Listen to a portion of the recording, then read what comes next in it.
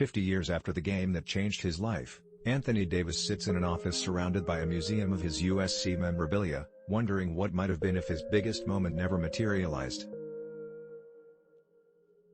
The 6 touchdowns Davis scored on Notre Dame that day in December 1972 would go down as one of the greatest single-game performances in college football history, the piece de resistance of a storybook 72 season for USC that still ranks among the best the sport has ever seen.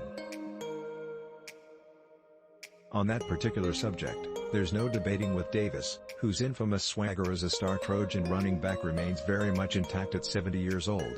"We set the standard. No one has lived to that standard yet," Davis declared.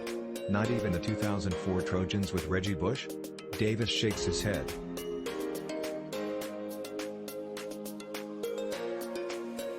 He wonders if the 1972 Miami Dolphins, who finished 17-0 that NFL season, could keep up. "Pound for pound, we were the best team ever," he says. The case is a pretty convincing one. If you're willing to adjust for generation, the 1972 Trojans finished 12-0, riding that resounding win over rival Notre Dame to the Rose Bowl, where they steamrolled Ohio State to secure an unbeaten season and undisputed national title. Along the way, USC left little room for doubt about who reigned supreme in '72. The Trojans never once trailed in the fourth quarter, opting instead to demolish opponents by an average of nearly 4 touchdowns per game.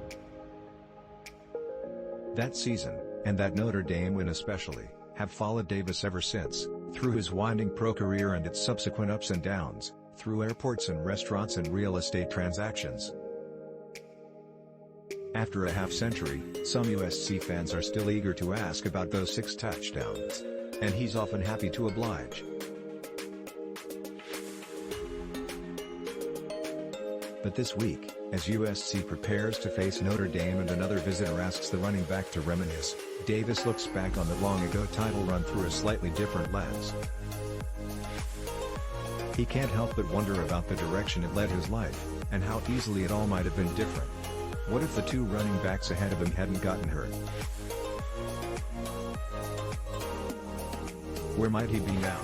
Truth is, at the start of that storied '72 season, his focus was shifting toward baseball.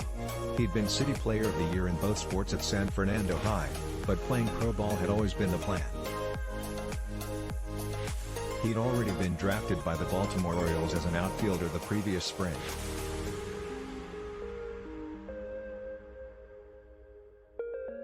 On USC's football team, he was buried behind Rod McNeill and Alan Carter in his first year on varsity as a sophomore. "If those guys don't get hurt and I don't do what I do, I'm going baseball," Davis said.